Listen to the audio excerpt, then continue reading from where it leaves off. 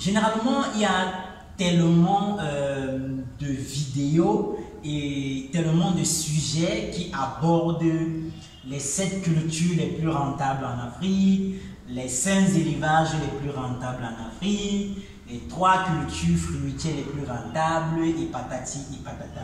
Alors, sachez déjà que si vous voulez investir dans l'agriculture ou dans l'élevage, c'est un domaine très prometteur, très porteur, surtout en Afrique. Bienvenue sur Africa Contractor. Mon nom à moi c'est Fabrice Ndjelakou, ingénieur agronome de formation et de profession. Sur cette chaîne, nous parlons d'agriculture, d'élevage, d'agroalimentaire et beaucoup d'idées business qui concernent l'agro-pastoral. Alors, si tu es nouveau sur cette chaîne, tu as 2 choses à faire. La première, abonne-toi. Active la cloche de notification pour ne rater aucune de nos vidéos qui te parleront de l'agro-pastoral. Et la deuxième, partage au maximum cette vidéo dans tes différents groupes WhatsApp, Facebook, LinkedIn, Twitter, Instagram et j'en passe. Installe-toi comme un prince, nous allons commencer tout de suite. L'Afrique compte plus d'1,5 milliard de bouches à nourrir chaque jour. 60% de projets agricoles et d'élevage meurent après 6 mois d'existence seulement. Mais pourquoi? D'après la Banque mondiale, ceci serait dû à un manque de formation des propriétaires dans ces domaines. Alors, si tu souhaites investir dans l'un de ces secteurs et surtout gagner beaucoup, mais vraiment beaucoup d'argent grâce à ton projet agro-pastoral, ceci te concerne. Nous mettons à ta disposition des formations de qualité et sur mesure dans les domaines de l'agriculture, de l'élevage, de l'agroalimentaire et de la provenderie. Attention, ces formations sont disponibles en ligne, mais aussi en présentiel dans nos sites de Côte d'Ivoire et du Cameroun. Pour toute information, contactez le +237 658 58 36 56. Ne perdez plus de temps, contactez-nous dès à présent.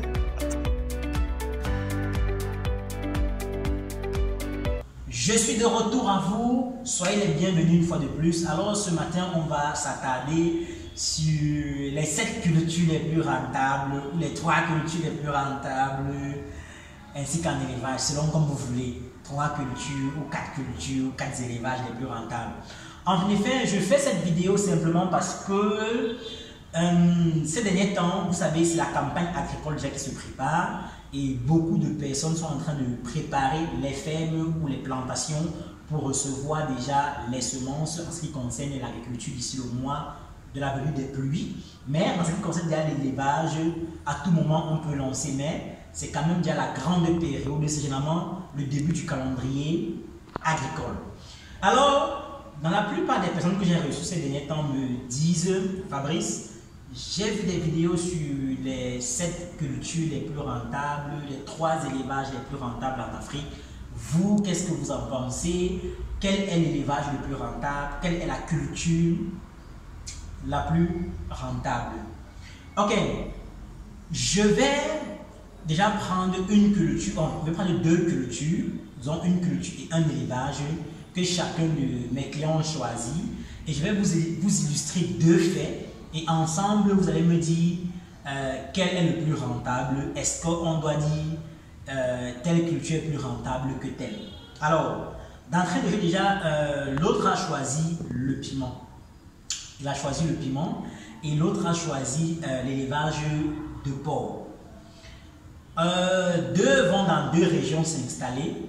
L'autre va faire la culture du piment dans une région au Cameroun que je ne vais pas citer, mais où après une étude de marché que j'ai menée avec lui, on s'est rendu compte que ce n'est pas la bonne culture pour la dite région, à moins qu'il investisse dans le transport pour pouvoir sortir sa récolte de la région là, une autre région où c'est une culture tellement prisée. Alors que sur la vidéo où il a vu, le piment était en tête parmi les cultures les plus rentables. Là, vous comprenez là, que dépendant de sa zone géographique, cette culture qui était en tête la plus rentable est devenue la moins rentable pour lui, dépendant de la zone géographique où il se trouve. Par contre, l'autre va faire l'élevage de porc, alors que dans sa région, ils sont à 95% musulmans. Il est vrai qu'il peut commercialiser son porc chez les 5% des habitants qui ne sont pas musulmans. Ça, c'est vrai.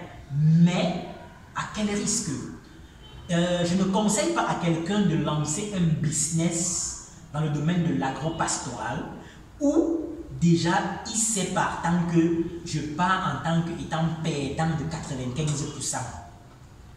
Vous comprenez là que ce n'est pas motivateur. Et je crois même que même là, le promoteur, lui-même, il sait que c'est un échec. Je ne dis pas que ce n'est pas possible, c'est possible, mais pour ma part, à mon humble avis, je ne conseille pas à quelqu'un de lancer un business où il sait qu'il part déjà à 95% perdant. Je préfère qu'on parte encore à 10% perdant. Car comme je vous l'ai toujours dit, 1% de 1 milliard vaut mieux que 0% de 0 milliard. Est-ce qu'on se comprend? Donc, c'est-à-dire que si tu as 1% de 1 milliard, mon gars, c'est 100 millions. 5 millions, ce n'est pas rien. Alors que si tu as 0% de 0 milliard, ça fait 0 tour. Tu n'as rien, mon frère. Est-ce qu'on se comprend? Donc, ce qui fait que quand vous lancez dans un business où vous savez qu'à 95% vous êtes partant perdant, attendez, donc tu vas quand même mettre ton argent, il y a quand même espoir que dans ton subconscient, on dit que non, tu peux faire la différence. Je dis encore bien, je ne refuse pas qu'on peut faire la différence, mais je n'aime pas prendre ce genre de risque. J'aime prendre des risques mesurés. Parce que il est clair que dans tout métier, il y a des risques, mais prenons la peine de prendre des risques mesurés. Et d'ailleurs, j'ai fait une vidéo dessus où je parlais comment investir en prenant des risques mesurés. Donc, si vous voulez savoir c'est quoi un risque mesuré, vous pouvez aller voir cette vidéo-là.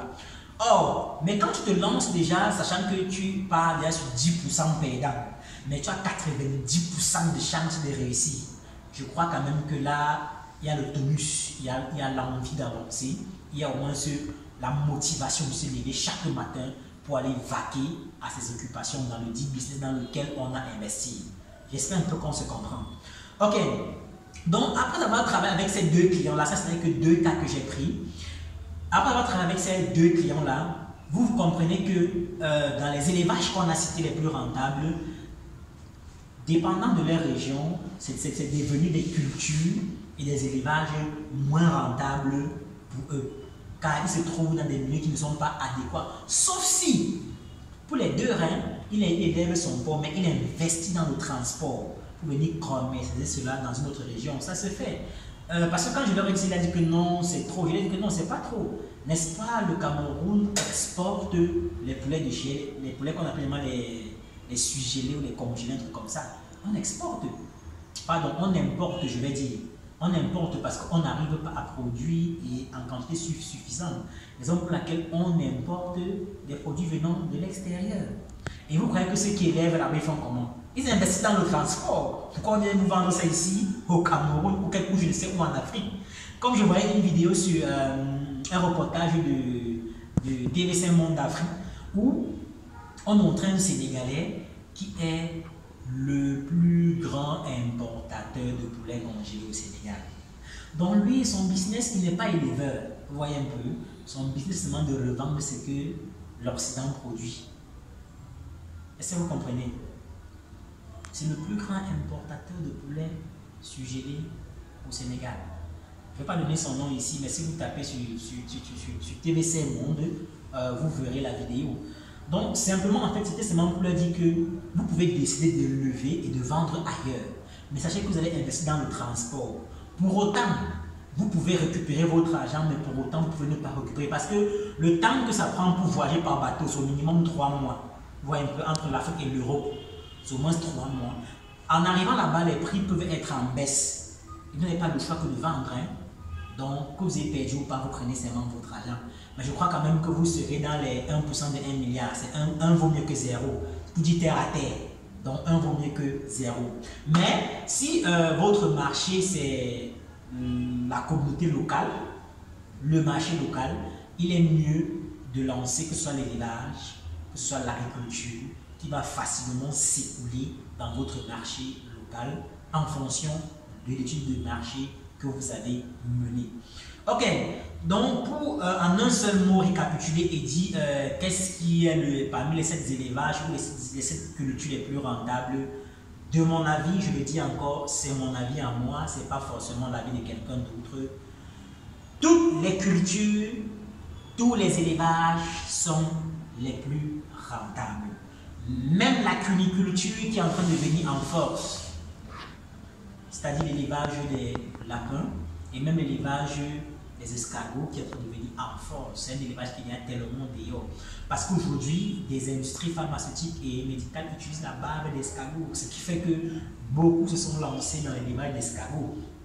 Et aujourd'hui, après la publication d'une étude scientifique, vu la qualité de protéines que regorge la viande d'escargot, elle est vivement conseillée pour la consommation alimentaire, ce qui fait qu'il y a beaucoup de personnes qui ont décidé de commencer à manger la viande d'escargot. Donc, c'est vraiment pour vous dire que peu importe l'élevage ou la culture que vous lancez, elle est rentable. Je pèse mes mots et je prends l'engagement de le dire encore, c'est mon avis. Je ne dis pas ceci pour dire que les vidéos que les autres ont fait pour dire les 7 élevages les plus rentables, les 7 cultures les plus rentables sont fausses. Non, c'est vrai. Mais ils ont fait cette vidéo se basant peut-être dans leur région à eux, se basant peut-être sur leur expérience personnelle. Ils ont tout à fait raison. Mais maintenant, pour vous qui voulez vous lancer, pour trouver l'élevage ou la culture la plus rentable selon le milieu et selon le milieu où vous voulez lancer la culture et selon le milieu où vous voulez écouler l'élevage ou la culture, il est important de mener une étude de marché. Deuxièmement, de mener une enquête sur les habitudes alimentaires de la population qui est ciblée où vous voulez écouler votre culture ou votre élevage. Ce sont ces 2 éléments-là qui vont déterminer si votre élevage ou votre culture est rentable ou pas. Ou alors encore, vous pouvez bien vous focaliser sur ce qui a été dit dans cette vidéo-là, comme j'apprécie bien d'ailleurs, mais sachant que si le marché ciblé ne consomme pas ce que vous voulez produire, prenez la peine de regarder ailleurs, c'est-à-dire un autre pays ou la sous-région ou une autre région. Donc prenez la peine de regarder ailleurs en investissant un peu plus dans le transport. Ok, merci d'avoir regardé cette vidéo jusqu'à la fin. N'oubliez pas de vous abonner si ce n'est pas encore fait. N'oubliez pas de liker, de partager cette vidéo au maximum. Ciao et à la prochaine.